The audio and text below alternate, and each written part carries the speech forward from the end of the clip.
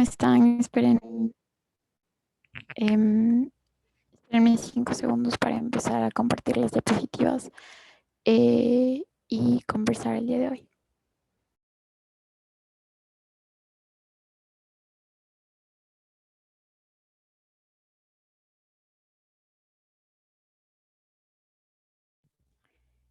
Bueno, espero que puedan ver la pantalla. Primero, me quiero presentar. Mi nombre es Valeria Cárdenas. Yo soy máster en Inmunología Integrada y también soy estudiante de sexto semestre de medicina. También soy parte de la cuenta de Plasmimeds para la difusión del conocimiento. Y en la charla de hoy vamos a hablar de vacunas y al final vamos a tener un ejercicio muy chévere de interpretación de inmunoglobulinas. En la parte del ejercicio de inmunoglobulinas, sí les voy a pedir bastante que participen en clase y en la parte de vacunas también pueden sentirse libres de interrumpir como que la charla en algún momento, si es que quieren preguntar algo en particular, o podemos dejar las preguntas para el final. Cualquiera de las dos opciones, yo no tengo ningún problema, ¿ok? Entonces, bueno, vamos a empezar con algo súper simple, de una forma súper simple. Vamos a hablar de qué es una vacuna, de por qué es importante vacunarnos, cómo se clasifican las vacunas, qué contienen, qué mecanismos utilizan para protegernos, por qué se dan refuerzos de las vacunas, qué es la inmunidad de rebaño y un poco de los efectos secundarios también. Bueno, entonces, ¿qué es una vacuna? Como ya sabemos, una vacuna es un producto biológico que puede ser usado para inducir de manera segura una respuesta inmune, que a su vez nos conferirá protección en contra de una infección o la enfermedad que se desarrolla después de la infección, ¿ya? Y bueno, para cumplir con este propósito, la vacuna tiene que tener antígenos que son derivados del patógeno. A las personas que están aquí en el grupo y que son estudiantes de medicina, ¿alguien puede darme una definición de qué es antígeno?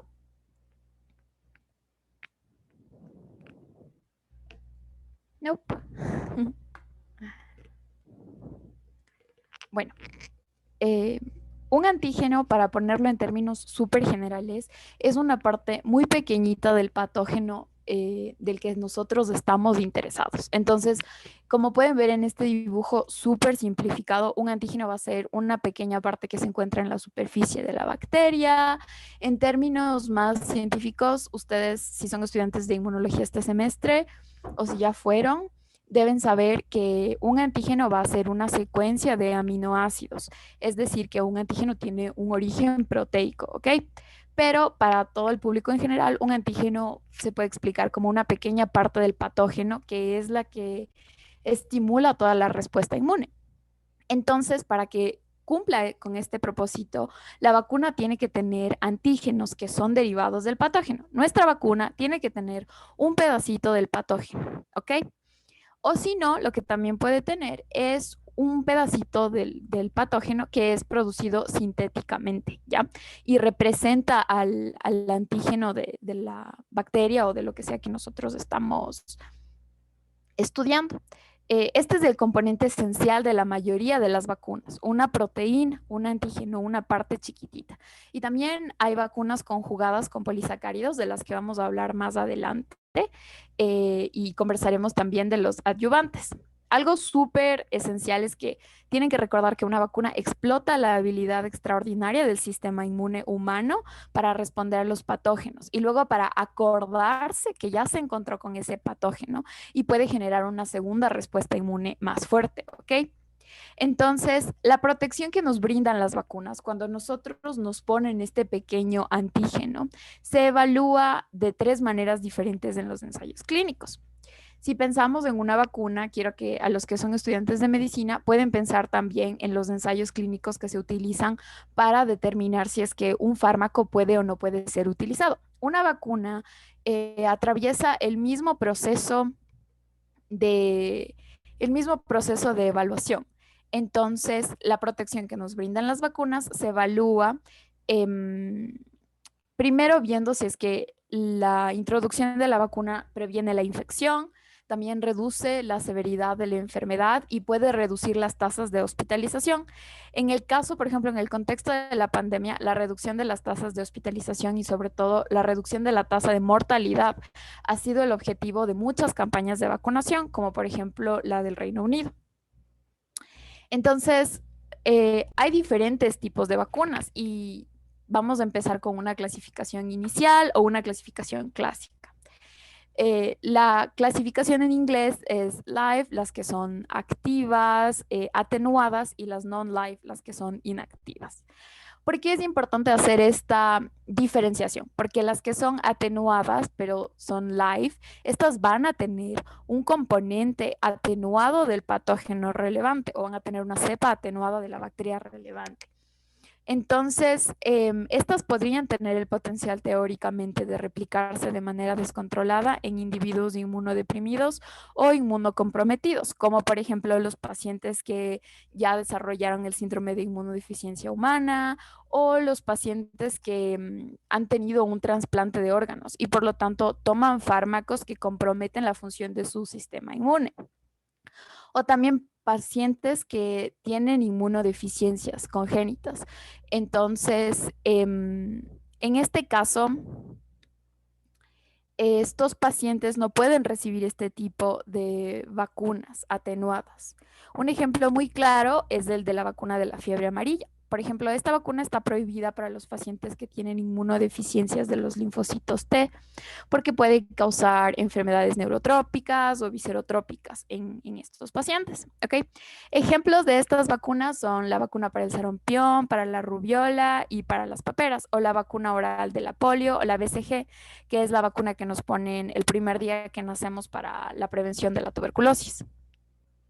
Por el otro lado tenemos a las vacunas inactivas y estas vacunas no representan un riesgo, pero no representan un riesgo para los inmunocomprometidos, pero tampoco hay nada que nos asegure que va a haber una respuesta inmune establecida, ¿ok?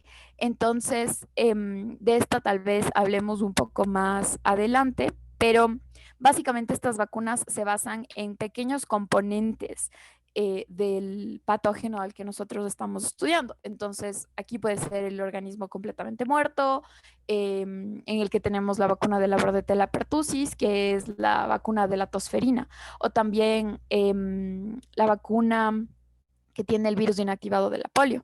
También estas vacunas pueden tener proteínas purificadas, recombinantes, vacunas de polisacáridos, que ya vamos a conversar, o las toxoides, que son las más comunes, son la vacuna contra el tétanos y contra la difteria. Entonces, obviamente, cada grupo de vacunas va a tener su uso en una población en particular.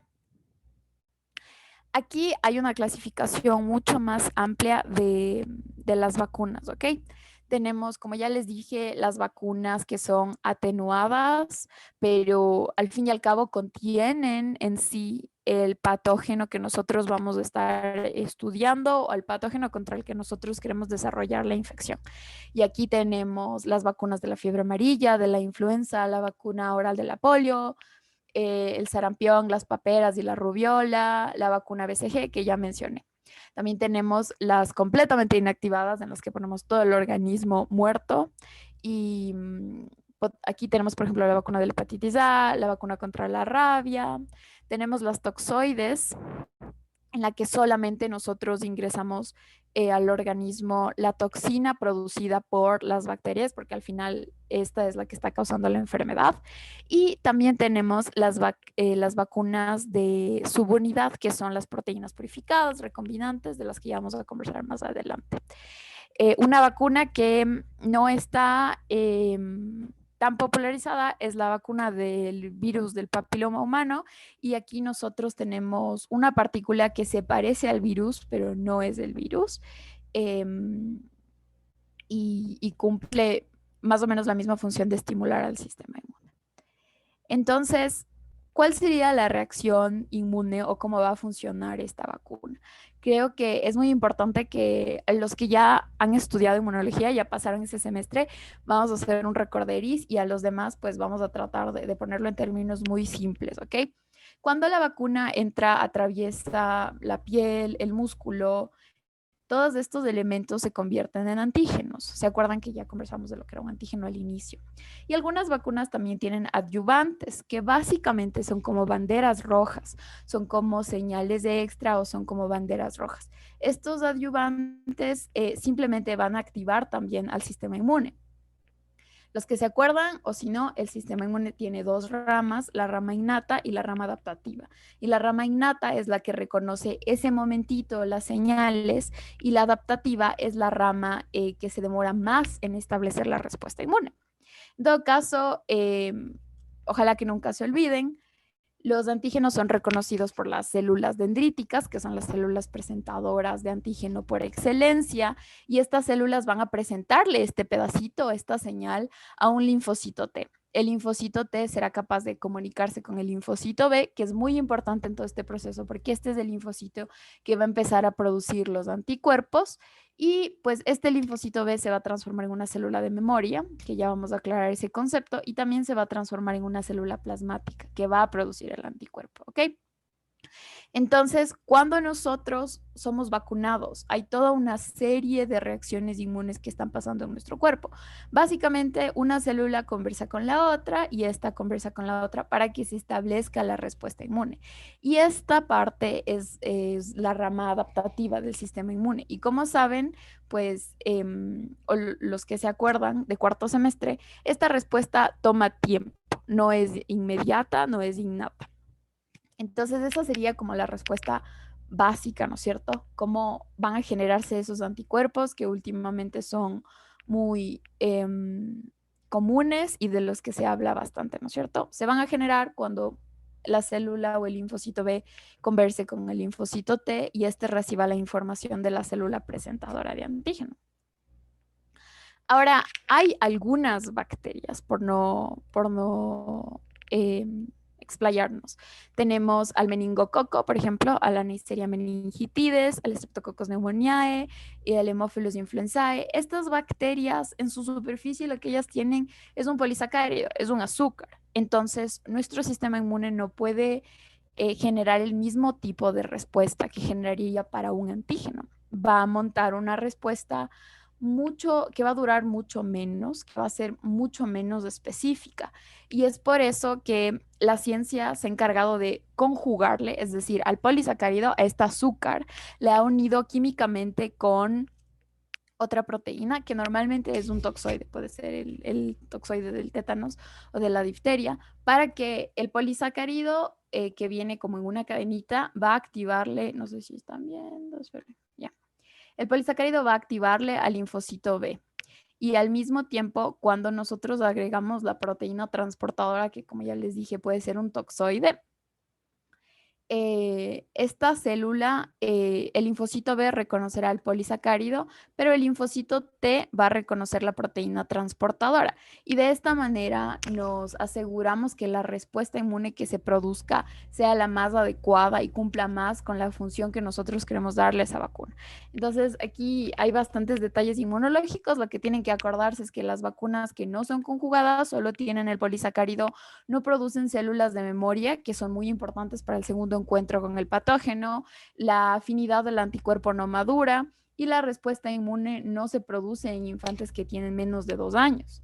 En cambio, cuando nosotros tenemos esta vacuna conjugada con una proteína transportadora, la afinidad de los anticuerpos aumenta, se generan las células de memoria, los anticuerpos duran mucho más tiempo y los infantes menores de 2 y 5 años sí pueden generar una respuesta inmune a esta vacuna. Entonces, esto es algo súper bueno de las conjugadas. Ahora, seguramente han leído todos esos posts en las redes sociales que dicen que las vacunas tienen cosas muy terribles y tal vez se han preguntado qué cosas más tiene una vacuna. En el caso de las vacunas que se basan en polisacáridos, estas van a tener adyuvantes y en general muchas vacunas van a tener adyuvantes. Un adyuvante va a ser una molécula que ayuda a mejorar la habilidad de la vacuna para establecer una respuesta inmune fuerte, ¿ok? Entonces, un adyuvante va a ser, puede ser, quiero que se imaginen una molécula que va a activar al sistema innato. Entonces, si recuerdan el innato, los principales actores, por ejemplo, que ustedes se pueden acordar, son los neutrófilos, ¿ok? Los neutrófilos son los que llegan primero. Ellos tienen toda una gama de receptores que puede reconocer banderas rojas o señales súper simples de peligro. Entonces, un adyuvante va a funcionar de esa manera. Va a activarle al sistema innato y estas células van a conversar con las células del sistema adaptativo y por tanto la respuesta inmune que se va a montar va a ser mucho más importante. Entonces, un adyuvante súper conocido, por ejemplo, son las sales de aluminio. Y tal vez si ustedes se ponen a leer cuáles son los contenidos de la vacuna en un frasquito, si alcanzan a leer, pueden leer el AS01 o el AS04, son literalmente sales de aluminio. O también está el MF59 que está en las vacunas de influenza y es una emulsión. Entonces, estos componentes son inmunogénicos, es decir, que van a estimular una respuesta inmune. Y a nosotros sí nos interesa que cuando la vacuna ingrese al organismo de una persona, la respuesta inmune establecida sea fuerte, porque la segunda respuesta, y si se diera el caso, la persona se encontrara de nuevo con el patógeno contra el que fue vacunado, queremos que esta segunda respuesta que se monte sea súper robusta, súper bien establecida y sea mucho más protectora. Entonces, bueno, también vamos a conversar de ese concepto. Ahora, se piensa que todas las vacunas, excepto la BCG, que es la vacuna que nos ponemos el primer día de vida para la tuberculosis, se piensa que todas las vacunas inducen una respuesta humoral, es decir, que generan anticuerpos, ¿ok? ¿Cómo sabemos esto? Pues porque nosotros, bueno, la comunidad científica sabe que los pacientes que tienen inmunodeficiencia y no pueden producir anticuerpos, no pueden defenderse contra ciertas bacterias. Cuando los pacientes tienen alguna afección de la función esplénica, si tienen alguna alteración del vaso por trauma o alguna alteración congénita, estos pacientes tampoco pueden defenderse contra infecciones por ciertas bacterias. Entonces, bueno, el punto número uno, sabemos lo importante es que son los anticuerpos que nos van a dar protección. ¿Ya? ¿Cómo sabemos que las vacunas en sí generan anticuerpos? Mediante estudios de laboratorio. Algo muy chévere es que los anticuerpos se pueden medir en sangre y es un elemento que cuantitativamente se puede valorar en los ensayos clínicos. Y también tenemos los estudios de protección pasiva.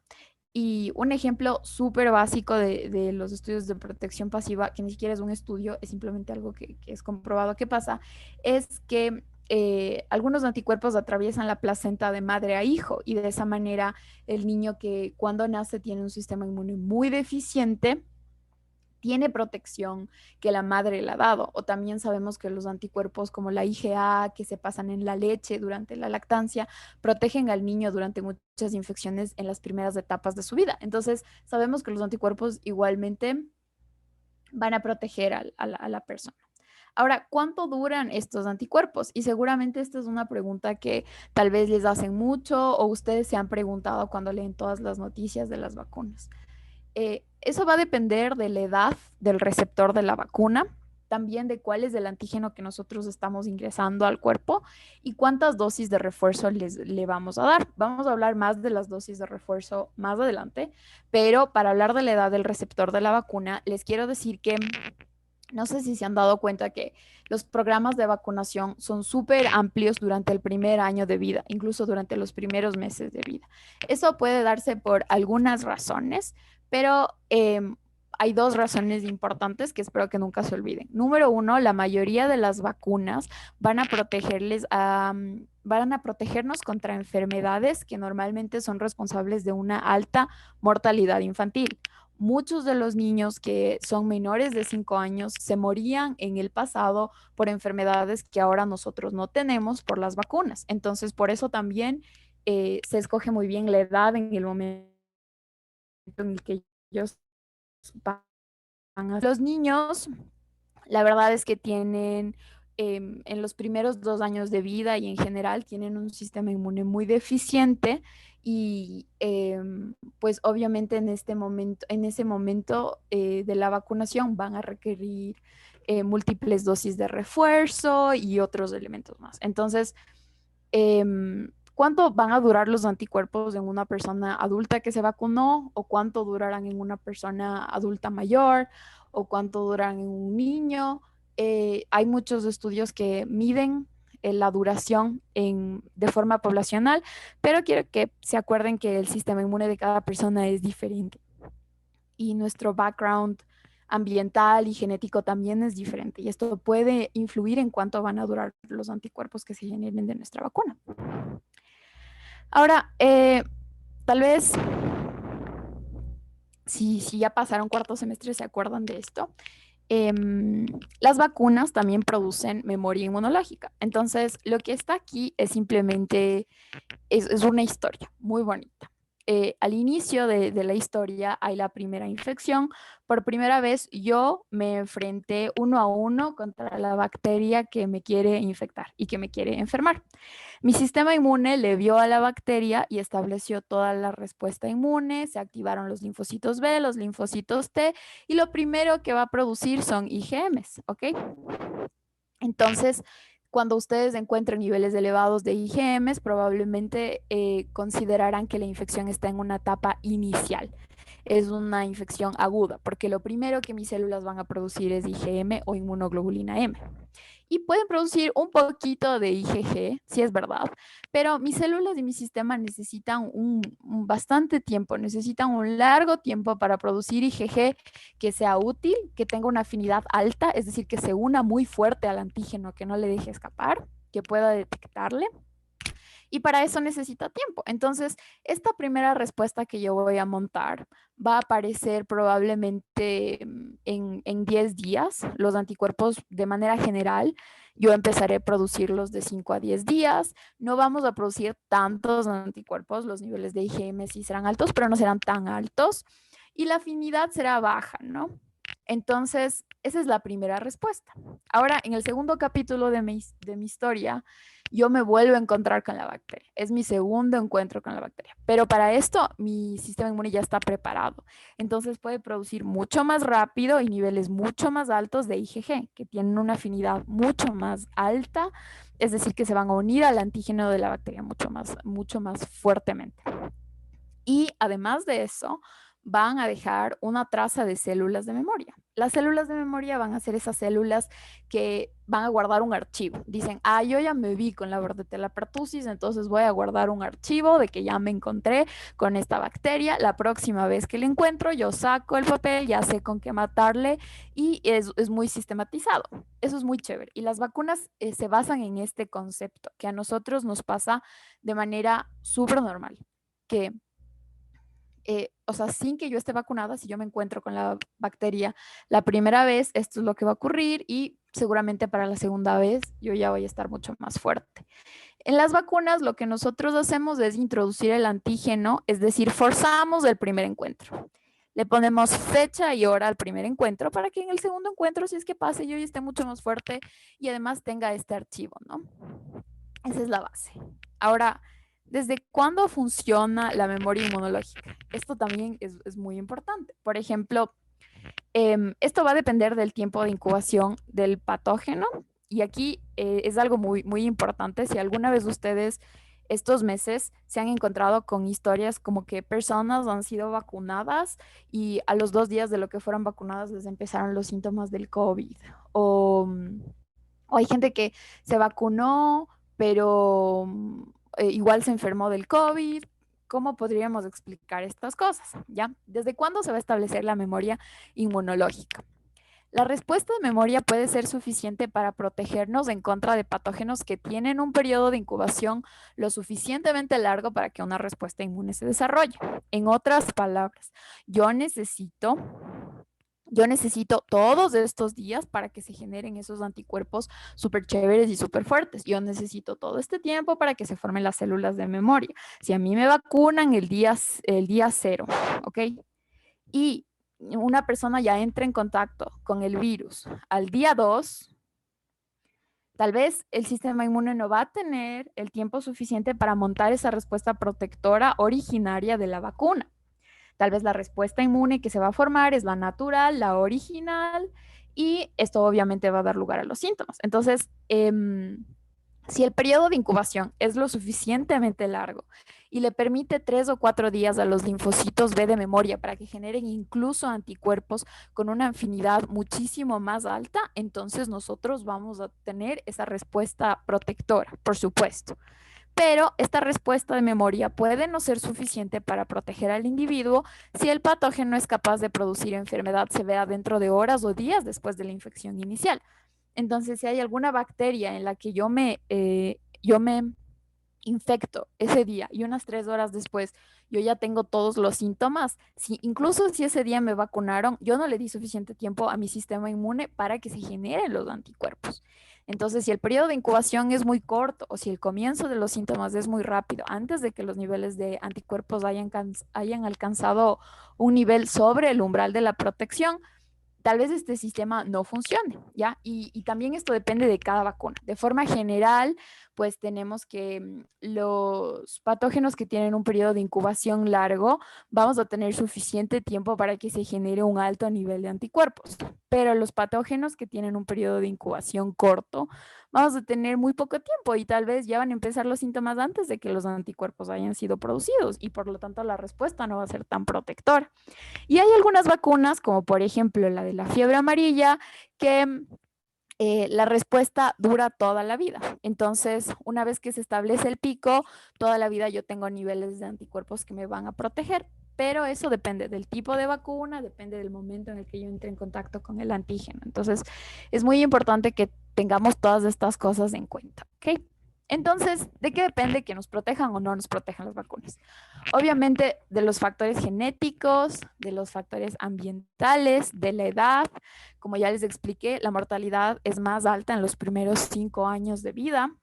Y en este grupo, en los infantes, también los niveles de anticuerpos maternos pueden jugar un rol muy beneficioso o también pueden jugar un rol no tan beneficioso. También importa la exposición previa al antígeno. Si es que yo me vacuno el día 0 y me veo con una persona que tiene coronavirus y mascarilla el día 1, no le di tiempo para que la vacuna funcione. Y también las dosis y los refuerzos de diferentes vacunas. Entonces, esto me lleva al siguiente punto de la charla. ¿Por qué se dan refuerzos de las vacunas? Y lo que tenemos aquí es el Esquema Nacional de Vacunación.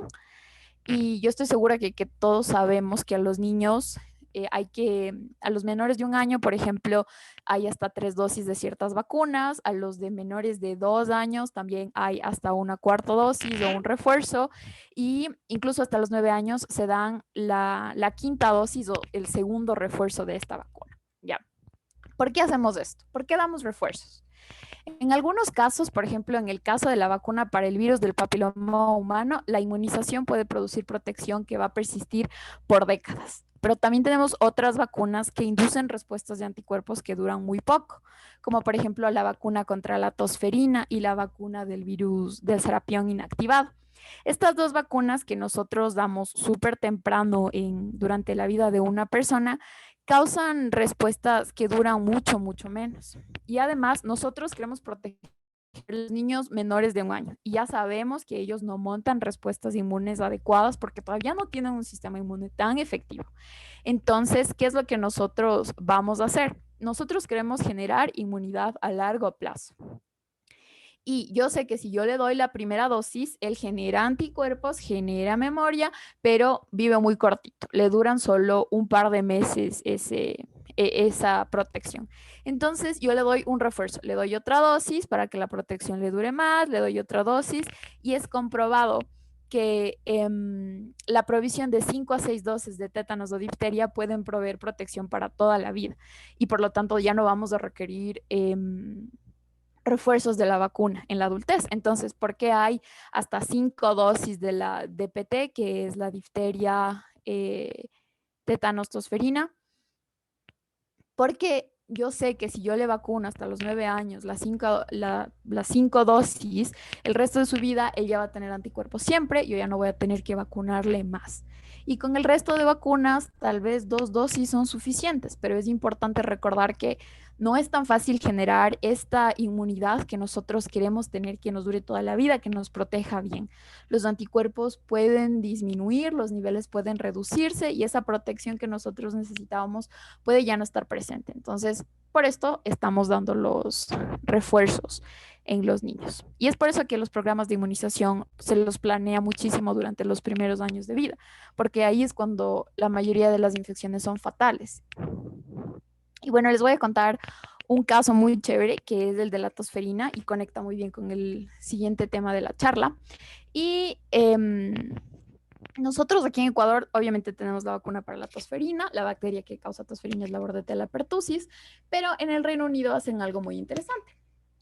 El enfoque del programa de vacunación para la tosferina es obviamente prevenir que esta enfermedad se desarrolle en los niños. Entonces, lo que nosotros hacemos es la vacunación directa en los niños. En el Reino Unido también hacen la vacunación en las mujeres embarazadas, porque los anticuerpos de la mamá pasan al niño y actúan como la primera dosis, ¿ok? Y también hacen algo muy, muy interesante, vacunan a los adolescentes. ¿Por qué vacunarían a los adolescentes? Tal vez estos ya fueron vacunados cuando eran niños, ¿por qué les daríamos otro refuerzo? Porque nosotros vamos a vacunar a los hermanos mayores, por decirlo así, de los pequeños. Entonces, si a los hermanos mayores no les llega la bacteria, tampoco les va a llegar a los pequeños. Y yo les estoy protegiendo de manera indirecta a los niños en los que la enfermedad va a ser fatal. Porque en los adolescentes la enfermedad ya no va a ser fatal. Pero en los neonatos, en los niños menores de 2 años, esa enfermedad sí puede ser fatal. Entonces yo creo un cerco alrededor de la población susceptible, de tal manera que nadie alrededor de esa persona pueda tener la tosferina. Por lo tanto, esa persona, la susceptible, el niño, tampoco va a tener la tosferina. Y así lo que consiguieron fue reducir la transmisión a infantes de la bacteria y esta campaña de vacunación tuvo muy buenos resultados. Entonces, esto me lleva muy bien al siguiente punto de la charla, que es la famosa inmunidad de rebaño. Y este es un tema que se habla muchísimo en las redes sociales. Últimamente todo el mundo ha podido opinar de este tema.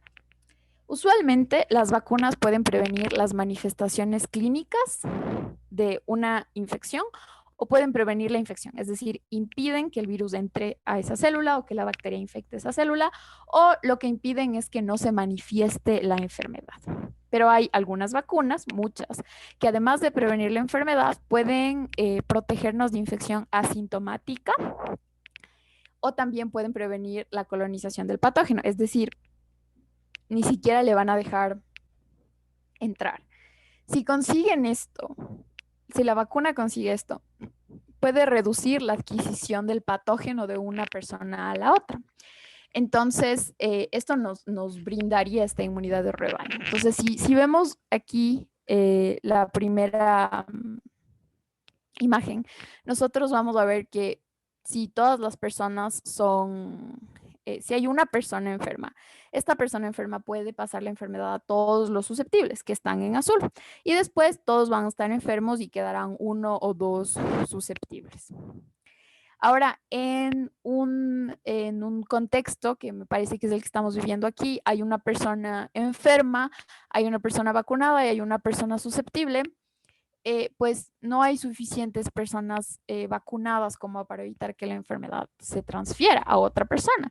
Entonces yo voy a tener un grupo de personas enfermas y un grupo de personas vacunadas y un porcentaje muy bajo de los susceptibles que no se han contagiado, que más o menos es el contexto en el que nosotros estamos viviendo. Y el tercer escenario es aquel en el que muchas personas están vacunadas y hay pocos susceptibles, pero no hay manera en la que la infección de esta persona que tiene la enfermedad llegue a los susceptibles. Entonces, la transmisión se impide. La infección no puede pasarse en la población, los susceptibles están protegidos. ¿Y por qué esto es importante? Porque hay personas que no pueden recibir la vacuna. ¿Quiénes no pueden recibir la vacuna? Pacientes que nacen con inmunodeficiencias primarias, es decir, pacientes que nacen y su sistema inmune no funciona. O pacientes que adquirieron una inmunodeficiencia, pacientes VIH positivo o que ya desarrollaron SIDA. También tenemos a los pacientes que han tenido algún trasplante, porque estos pacientes toman fármacos inmunosupresores y por lo tanto, si toman fármacos inmunosupresores, su sistema inmune no está activo, no va a poder protegerle si algo le infecta. Entonces, no le podemos dar la vacuna a esa persona. Y lo último que nos queda es que a pesar de que están vacunados, su sistema inmune no logró montar una respuesta adecuada contra esa vacuna y por lo tanto esa persona se mantiene susceptible. Para protegerles a todos estos grupos que yo acabo de mencionar, la tasa de vacunación debe ser sumamente alta para que la inmunidad de rebaño pueda establecerse, ¿ok? Ahora les voy a poner esta diapositiva que tiene un montón de texto, pero es muy importante esto, tal vez viendo el texto se queda grabado. Si suficientes personas están vacunadas en una población y si la vacunación no solo previene el desarrollo de la enfermedad, sino que también evita la infección, es decir, que ni siquiera deja que el patógeno entre a la célula, entonces la transmisión del patógeno de una persona a la otra va a ser interrumpida y por lo tanto la incidencia de la enfermedad disminuirá. Y si se acuerdan, incidencia es el número de casos nuevos. Entonces, si el patógeno no puede ir de una persona a la otra, el número de casos nuevos disminuye y por lo tanto nosotros podemos proteger a las personas susceptibles. Yo ya mencioné cuáles son las personas susceptibles.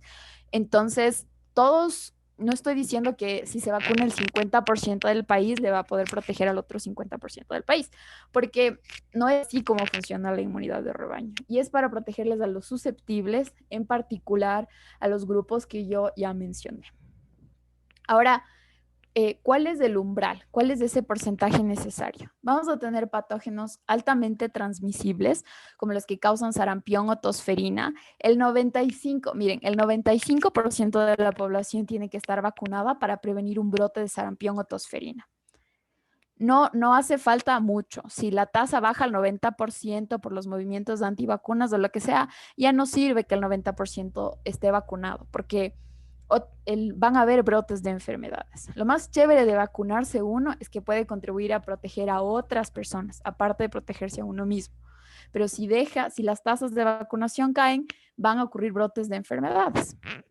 Después tenemos los patógenos que no son tan transmisibles y, por ejemplo, tenemos al virus de la polio, al que causa rubiola, al que causa paperas, a la bacteria de la difteria. Esos, pues podemos tener solamente un 86%. Pero como ustedes ven, son porcentajes bastante altos y es porque los susceptibles, los que tienen inmunodeficiencias, trasplantes y VIH, son una minoría del grupo. Y bueno, para la influenza es bastante diferente porque cada estación en los países de altos ingresos se predice, se piensa que va a aparecer este virus y en parte a eso se establece la vacuna. Entonces, en general, más del 80% es óptimo, pero el umbral de protección varía dependiendo del virus que vaya a salir cada estación y este tipo de vacunas no son tan comunes aquí en nuestro setting. Bueno, ya vamos como acercándonos al final y vamos a hablar un poco de los efectos secundarios y la seguridad de las vacunas.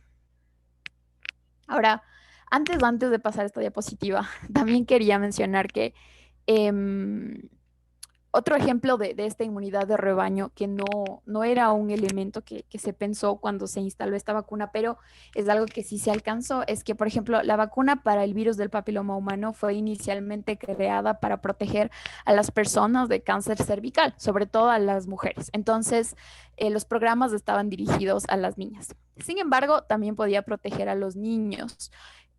Y después, obviamente, crecieron las mujeres y se estableció esta inmunidad de rebaño que también protegía tanto a hombres como a mujeres. Y esto en general no solo redujo las tasas de cáncer cervical, sino que también redujo las enfermedades asociadas a la infección por HPV, tanto en hombres como en mujeres. Ya no solamente era el cáncer cervical, también protegía contra el cáncer faríngeo, contra las verrugas, contra muchos elementos más. Entonces solo quería recordarles como este otro ejemplo.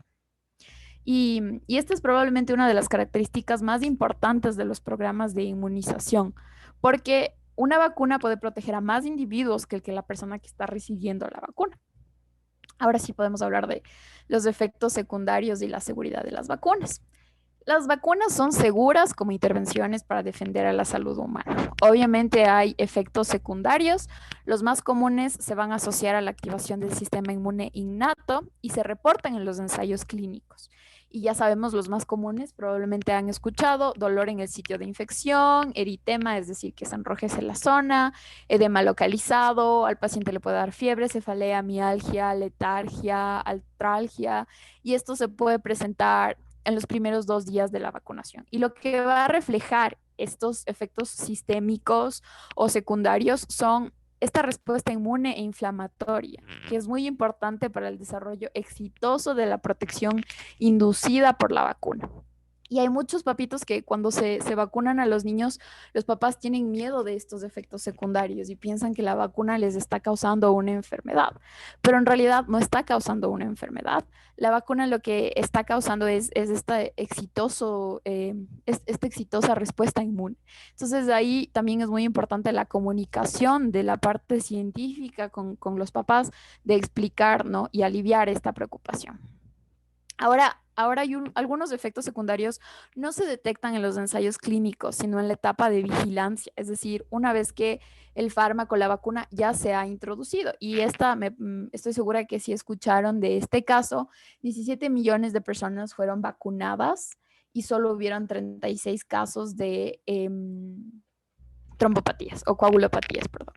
Entonces, obviamente, durante el estudio que ellos hicieron, 17 millones de personas fueron vacunadas y solo hubieron 36 casos. No se podían haber detectado estos casos porque son sumamente raros. Usualmente ocurren uno en un millón. En este caso ocurrieron un poco más de uno en un millón, pero no se pueden encontrar en las etapas de los ensayos clínicos en los que se hacen de 3.000 a 10.000 personas los ensayos clínicos. Entonces, estos efectos son súper raros, pero eh, ya vamos a hablar en términos de perjuicio-beneficio. También otros efectos raros son, por ejemplo, la anafilaxis en algunas vacunas parenterales.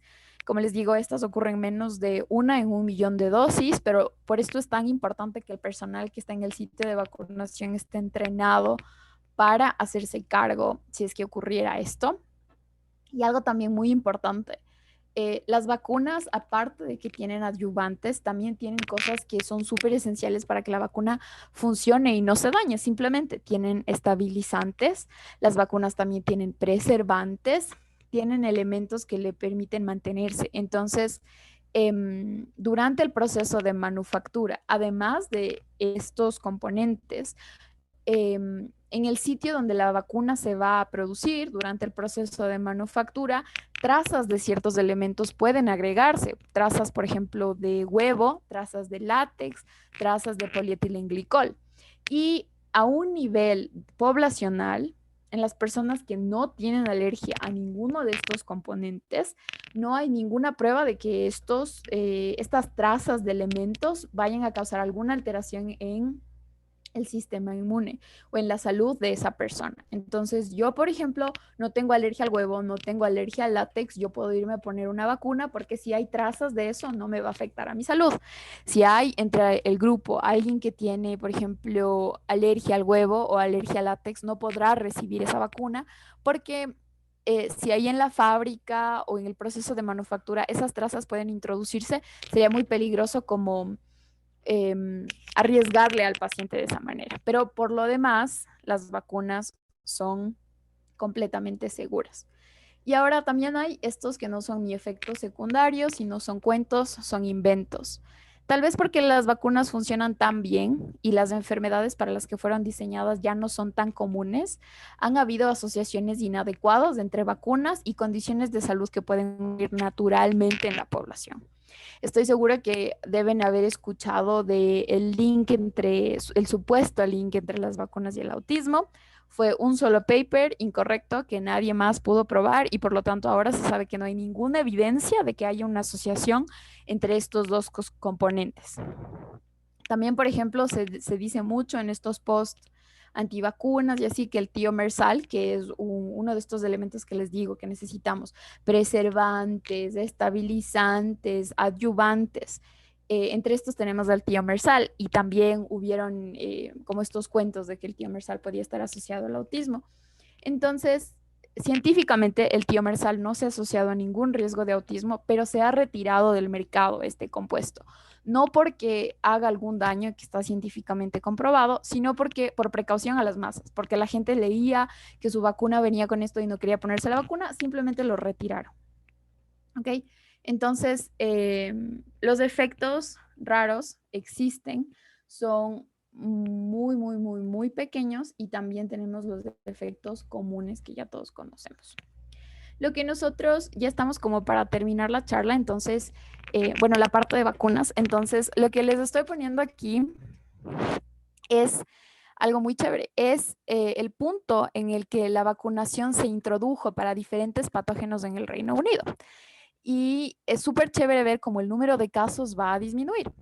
Entonces tenemos, por ejemplo, a la difteria, la vacunación se introdujo en 1940 y como ven, el número de casos ha bajado casi a cero. A nadie le da esta enfermedad, la verdad, muy comúnmente en el Reino Unido.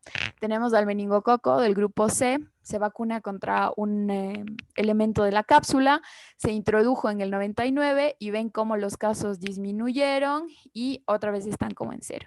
Tenemos la polio, súper chévere la historia. Si no han leído, les recomiendo que lean cómo se generaron estas vacunas. Pero se introdujo en 1956 y ven cómo el número de casos ha disminuido. Igual con el sarampión en 1968. Estos dos casos son súper importantes y vamos a comentarlos. La vacunación se introdujo en 1992 y el número de casos disminuyeron. ¿Y qué es lo que ven aquí? Un brote, ¿no? Un brote no tan alto, el número de casos no subió tanto, pero hay un brote. Y este brote ocurrió porque las campañas de vacunación ya no estaban cumpliendo efecto, porque salieron todos esos papers y el movimiento antivacunas se elevó, entonces hubo un brote epidémico de esta enfermedad y lo que hizo Salud Pública del Reino Unido fue establecer una campaña de vacunación mucho más fuerte para que el número de casos disminuyera. Igualmente algo similar ocurrió aquí en la bordetella pertussis y esta es la tosferina, ¿no? Y yo les comentaba que en lo de la tosferina ahora también se vacuna a los adolescentes y también a las embarazadas, porque ya no solo vamos a vacunar a los niños, sino que tenemos estas otras medidas que nos ayudan a que los casos se mantengan en cero o muy, muy bajitos. Entonces, este es el impacto real. Lamentablemente, datos así no pude encontrar de nuestro país. Igual quiero recordarles que no hace muchos meses la vacuna pentavalente, que es tan importante durante el primer año de vida, no estaba disponible, hubo escasez de esa vacuna, pero yo esperaría ver algo muy similar si es que estos datos fueran presentados como que a todos nosotros que queremos como verlos y estudiarlos. Y bueno, aparte de todos los otros tipos de vacunas que ya les mencioné, ahora las nuevas tecnologías hablan de vacunas que se puedan generar mucho más rápido. Y aquí tenemos, por ejemplo, a los vectores virales. En forma súper general, ustedes van a tomar como el cascarón de otro virus y adentro van a poner algún gen o van a poner algún gen que codifique la proteína que a ustedes les interesa. Y este es el mecanismo en el que funciona la vacuna de AstraZeneca o la Chavox. Y ustedes nunca se van a olvidar cómo funciona si se acuerdan en el nombre. CH es de chimpancé, AD es de adenovirus y OX es de Oxford, el sitio en donde fue realizada la vacuna. Entonces, ellos lo que hicieron fue tomar el cascarón, por decirlo así, de un adenovirus y le ingresaron solamente el gen que codifica la proteína S, que es esa proteína que estoy aquí en estas diapositivas, esa proteína tan famosa, ¿no? Que está en la superficie del coronavirus y le da el nombre de corona. ¿Y por qué tomaron un adenovirus de los chimpancés? Porque el adenovirus es un virus muy común en los humanos. Si ingresaban un adenovirus humano, tal vez la respuesta inmune no iba a establecerse porque ya habíamos encontrado ese virus antes. Entonces, ingresaron un vector viral que nosotros nunca nos habíamos encontrado. Imposible que yo me haya visto con un adenovirus de chimpancé. Y esta es la base de la vacuna AstraZeneca, ¿no?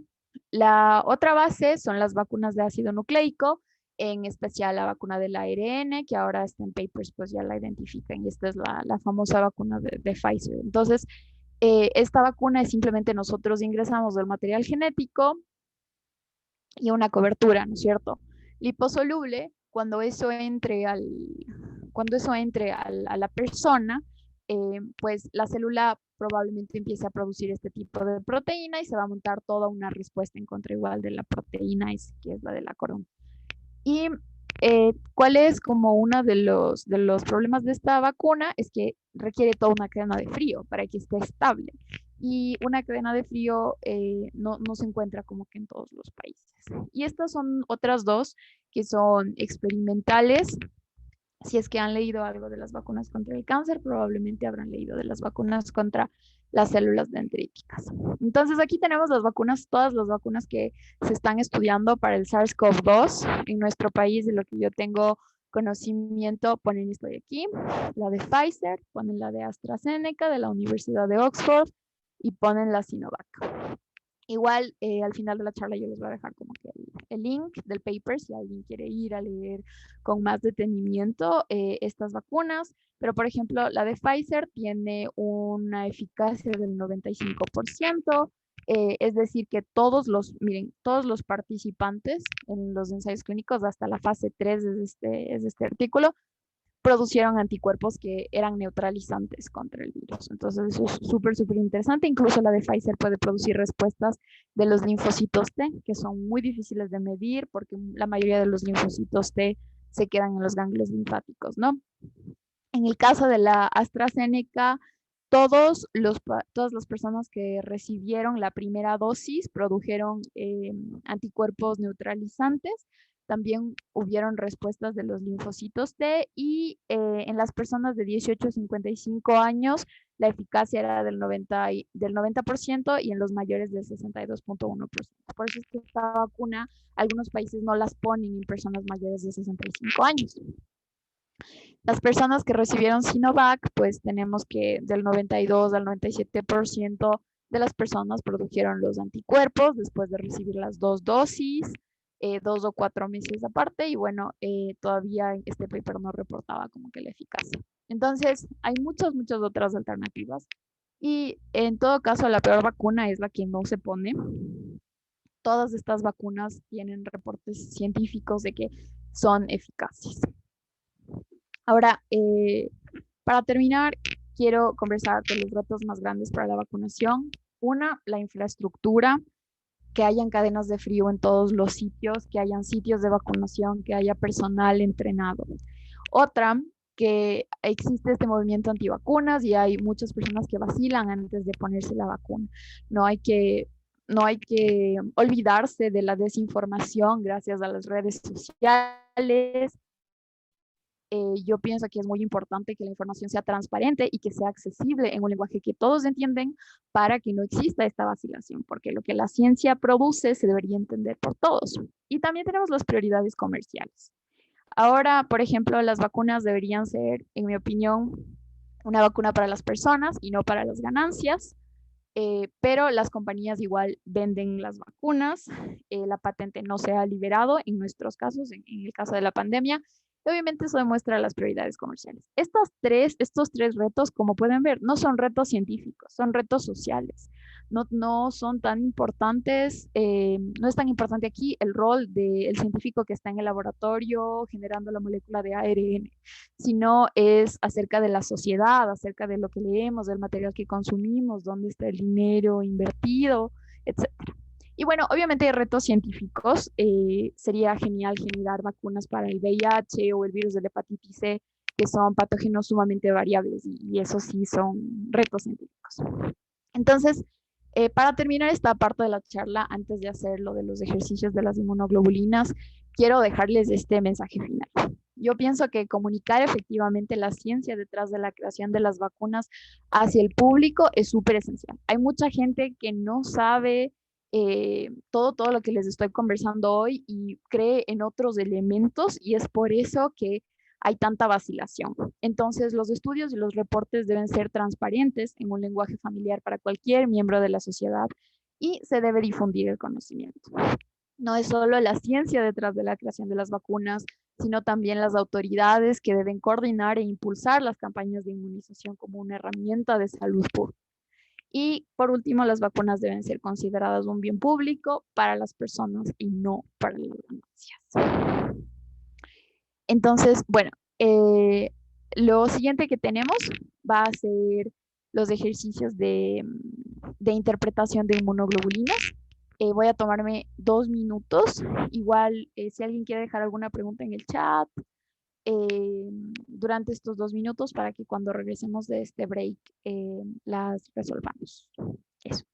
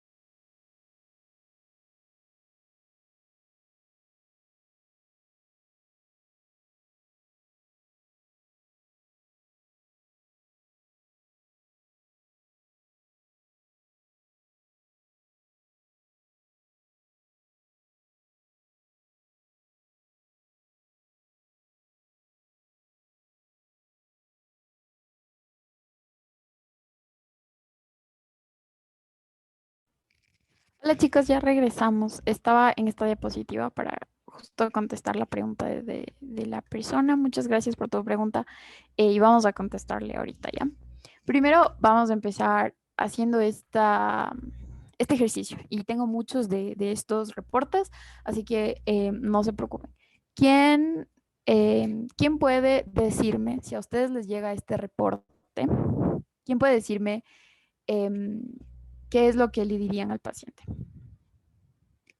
Alguien se atreve a decirme, por ejemplo, a ustedes le dicen, tú eres estudiante de medicina, esto me salió del laboratorio, puedes decirme, por favor, qué significa.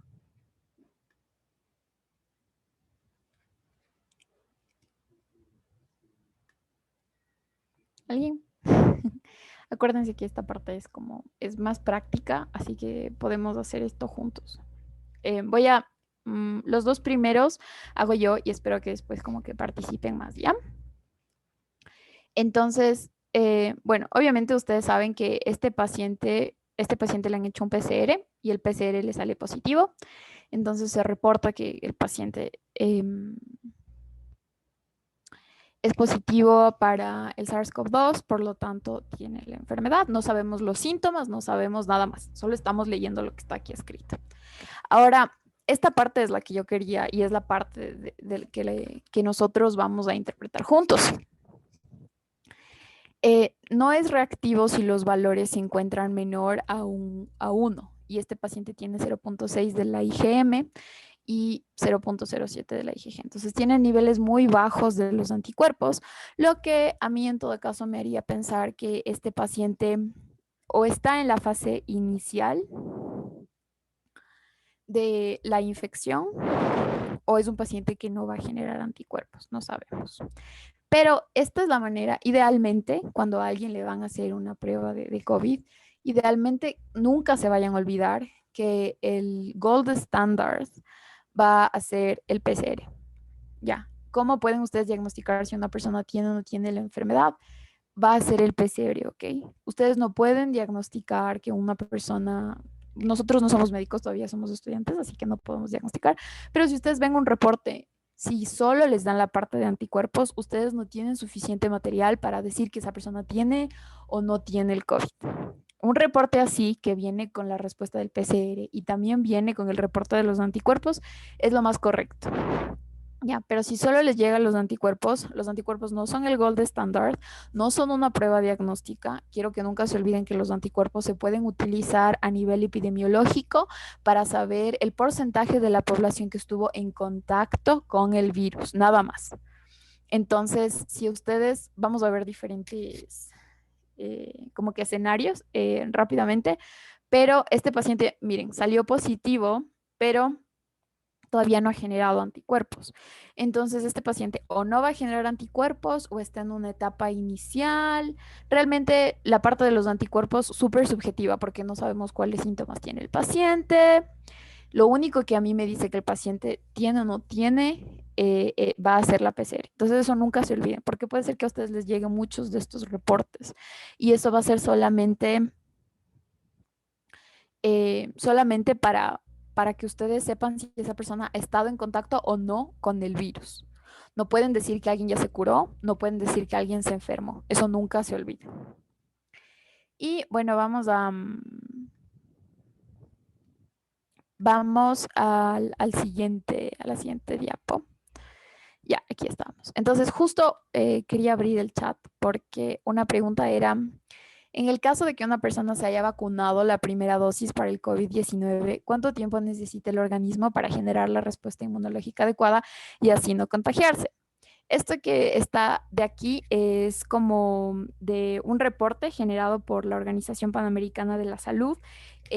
Y el reporte les va a decir exactamente lo que yo les digo, que el gold standard es el PCR y que los anticuerpos solo sirven para saber quién estuvo en contacto o no.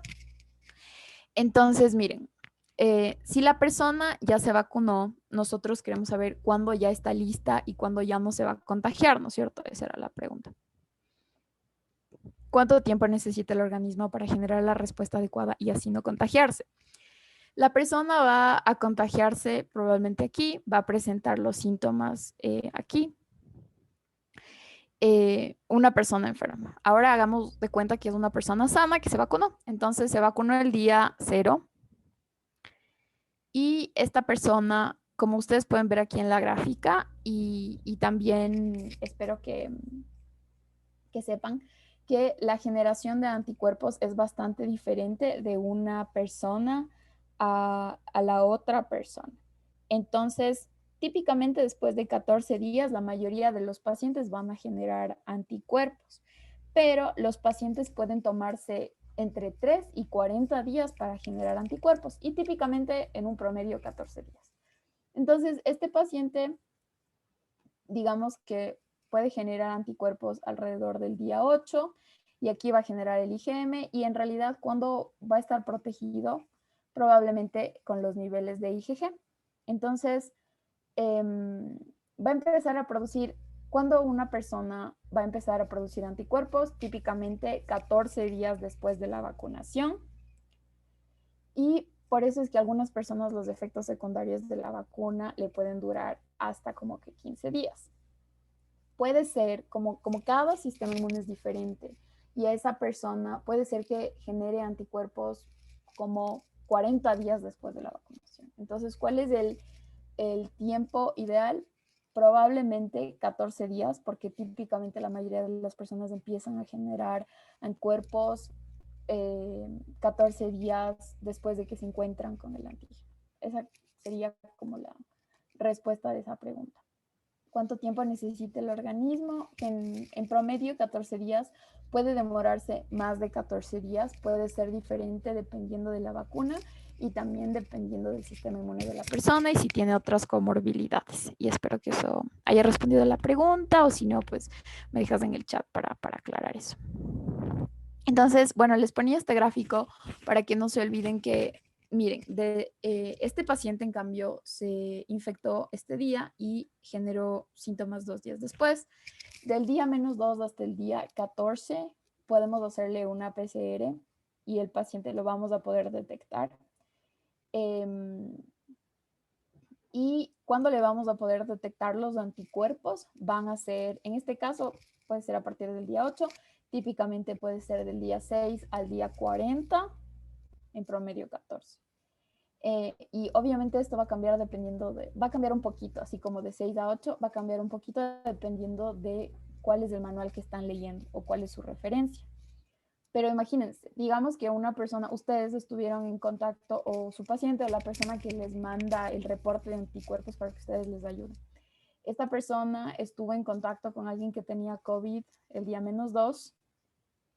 2 días después, la persona dice, no, creo que, o sea, al Juanito le dio COVID, creo que a mí también me va a dar COVID, me voy a hacer el test de anticuerpos del día 3. ¿Ustedes creen que le va a salir algo a esa persona? No le va a salir nada. Puede ser que el paciente ya tenga el virus, puede ser que sí se haya contagiado, puede ser que ya tenga síntomas, pero al día 3 no le va a servir hacerse un test de anticuerpos porque no habremos producido, su sistema inmune no habrá producido los anticuerpos. Entonces, ¿por qué es tan importante acordarse de esto? ¿Y por qué el gold estándar desde el PCR? Porque probablemente del día 3 al día 4, si esa persona se hace el PCR, le va a salir el PCR positivo, porque en esos días las concentraciones del virus son más altas a nivel de la nasofaringe y vamos a poder detectar que tiene la infección. En cambio, si yo le hago un test de anticuerpos, un serológico, al día 3, no le va a salir nada. Y la persona va a decir, es que no me salieron ni IgM ni IgG, entonces salí negativo, no tengo el COVID. Y esta persona se va, contagia a otras personas, 10 días después sí tenía el COVID. Muy importante que cuando a ustedes les pregunten qué prueba me hago, no les digan que se hagan pruebas serológicas al día 3 o al día 4, por lo menos 10 a 14 días después, a ver si si en realidad produjeron anticuerpos. Y también quiero que se acuerden que hay pacientes que aunque adquieran el virus no van a producir anticuerpos. Entonces, es por eso que esta no es el gold estándar. Esto espero que no se olvide. A ver, esta es otra. ¿Alguien se anima a interpretar este que está aquí escrito? Les comento de nuevo. No es reactivo si es menor a 10. No es reactivo si es menor a 10. Tiene de IgG 57.39 y de IgM mayor de 10. Y igual acordarse, sí, conversamos de las curvas y todo eso, pero IgM se produce en el primer encuentro, IgG se produce en el segundo encuentro, o en todo caso las IgGs son anticuerpos que tienen más afinidad, han sufrido procesos más de maduración y son anticuerpos que se van a unir más fuerte y necesitan más tiempito de desarrollarse. Entonces, ¿alguien se anima a como que interpretar esta?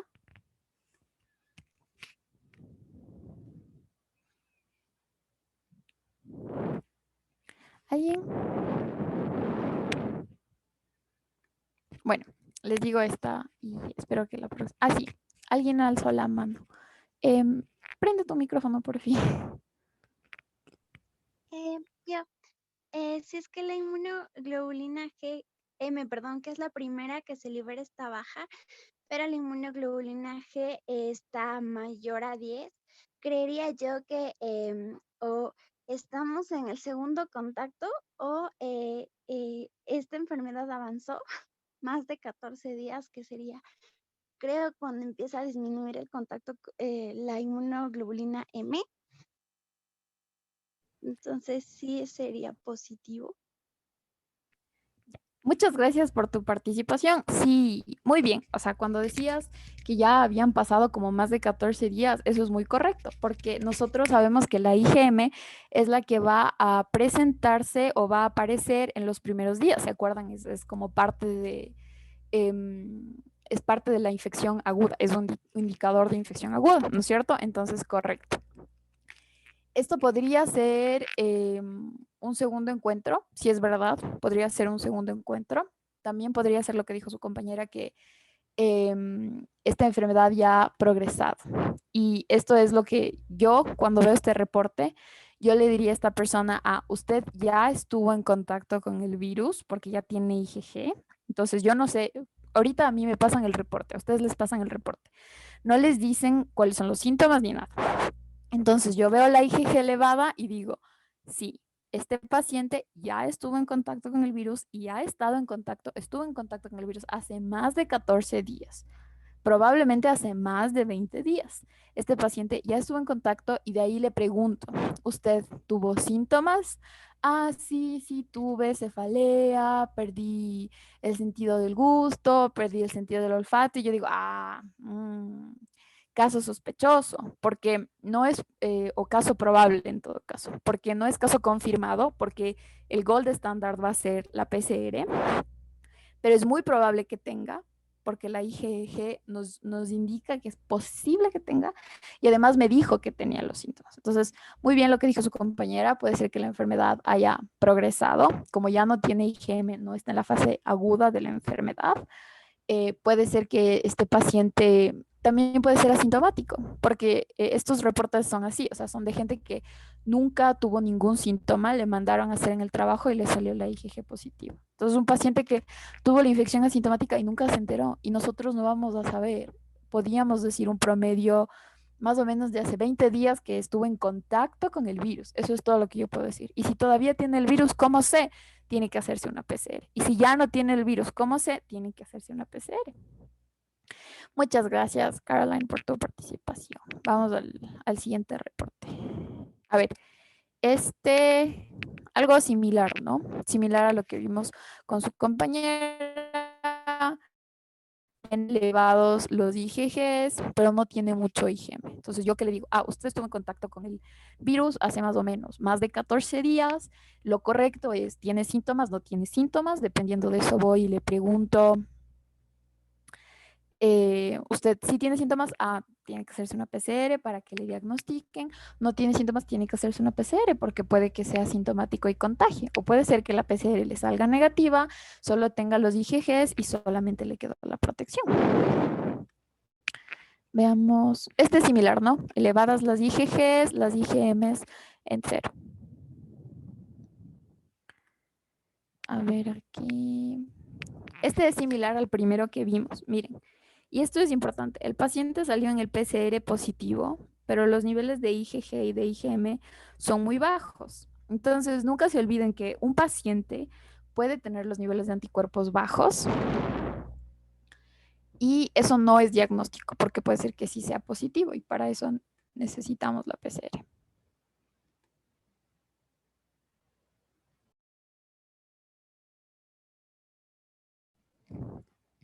Similar, tiene elevados los IgGs y bajo la IgM. Veamos si traje otro reporte. Aquí, ¿qué le dirían a este paciente? ¿Quién quiere participar? Es positivo si es que el paciente tiene mayor a 10 y este paciente tiene la IgM en 12. Igual, aquí es positivo si tiene mayor a 10 y tiene la IgG en 61. Es el mismo paciente, sino que le reportaron en dos reportes diferentes y les tuve que recortar por, obviamente, la confidencialidad del paciente. Entonces, ¿quién se anima a participar con esto?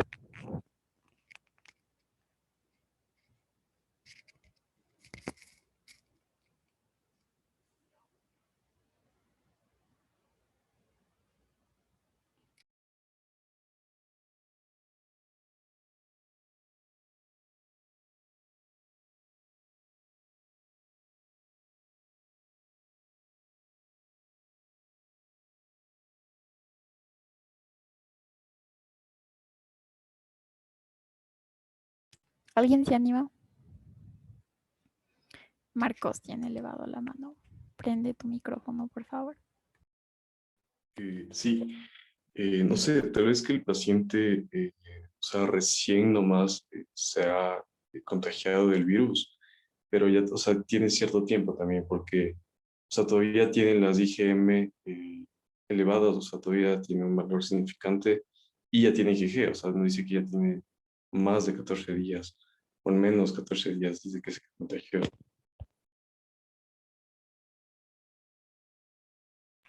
Gracias, Marcos, por tu participación. Y Robin también nos escribió en el chat que está terminando la infección o la enfermedad el paciente. Sí, este paciente, como ya conversamos lo de la IgG, ya tiene la infección de hace más de 14 días. Estamos pensando en eso. Y tiene un poquito de IgM. Y eso significa, ¿qué puede significar? Yo igual no le puedo decir al paciente, usted tiene coronavirus o tuvo coronavirus. Probablemente este paciente estuvo en contacto con el virus hace 14 días, un poco más de 14 días, y por lo tanto, ¿qué es lo que debería hacer este paciente? A este paciente yo le diría, usted tiene que hacerse una prueba PCR. ¿Por qué? Porque tiene elevadas ambas inmunoglobulinas. Me hace pensar que es un caso probable. Igual le voy a preguntar de los síntomas y tenga o no tenga síntomas. Esto me hace a mí sospechar que este paciente está cursando la infección o está en, como que ya han pasado algunos días, tal vez 15, 20 días de la infección y por lo tanto puede ser todavía contagioso. Entonces yo necesito que se haga la PCR. Muchas gracias a los chicos por su participación. Vamos a ver la siguiente, a ver si traje algo un poco diferente. Bueno, ese fue el último reporte. Entonces, lo que les dejo aquí es este paper de aquí, de Pollard y colegas. Es un paper súper útil. Si les gusta leer en inglés y les gustó el tema, el paper ahonda mucho más en todos los elementos que ustedes deberían leer o preparar o deberían saber. Y este paper de aquí, que es, incluso es del doctor Esteban Ortiz Prado, que no sé si le han visto, sabe salir en Teleamazonas, es un resumen de todas las vacunas que están en fase 3, de todos los candidatos en fase 3. Está muy bien resumido, muy chévere. Entonces les dejo estos dos papers. También, bueno, para decirles que yo soy parte de Plasmimeds, esta semana estamos entregando 100 flashcards gratuitamente acerca de antihipertensivos, antianginosos, también fármacos para la hiperlipemia con 20 tarjetas de autoevaluación. Es todo súper gratis, así que les invito a que nos visiten en la cuenta de Instagram, @plasmimeds. Pueden tener acceso a todos estos recursos que nosotros entregamos gratis.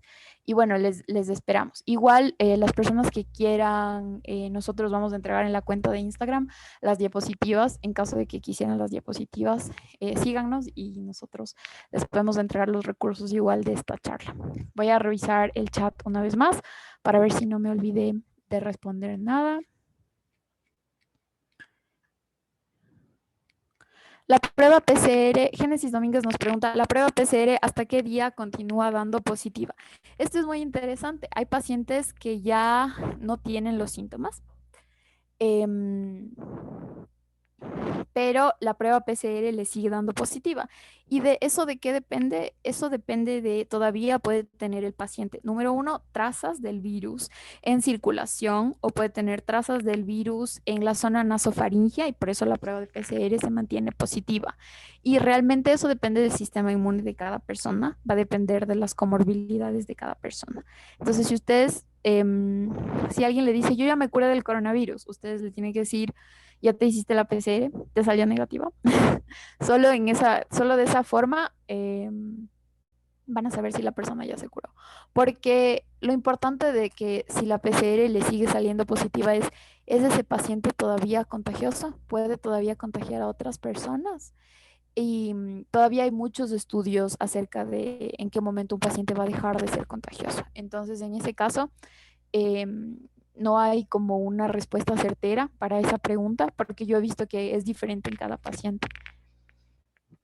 Espero que eso haya podido que haya podido solventar solventar la pregunta. Otra pregunta dice, si una persona ya se contagió de COVID, ¿puede vacunarse?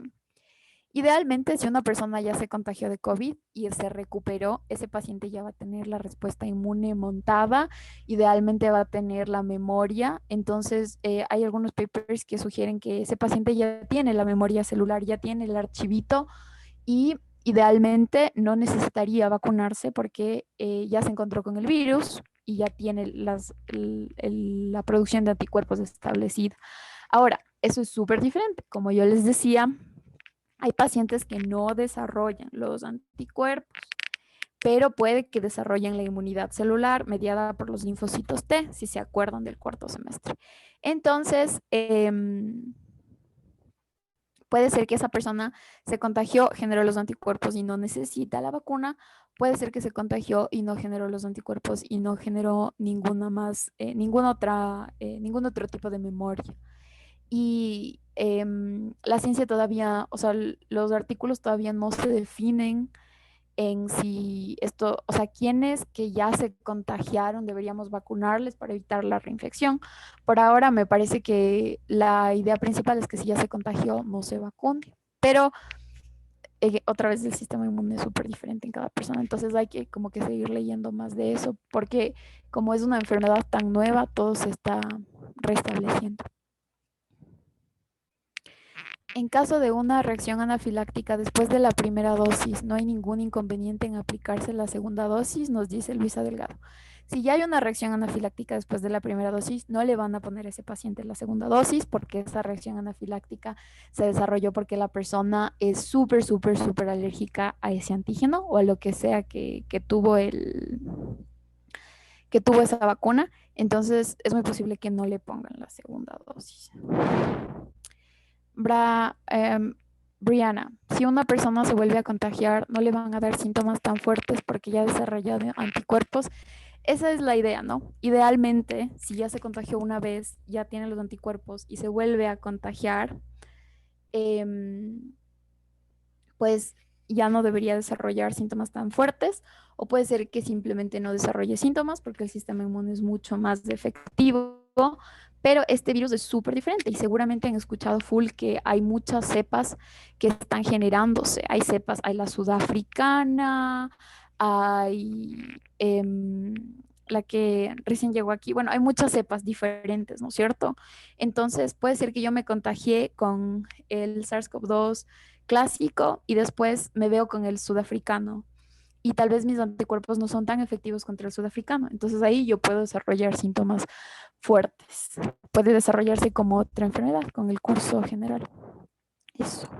Alguien estaba levantando la mano. ¿Nadie? Bueno, entonces chicos, si no tienen más preguntas, les agradezco mucho a todos los que participaron en la charla.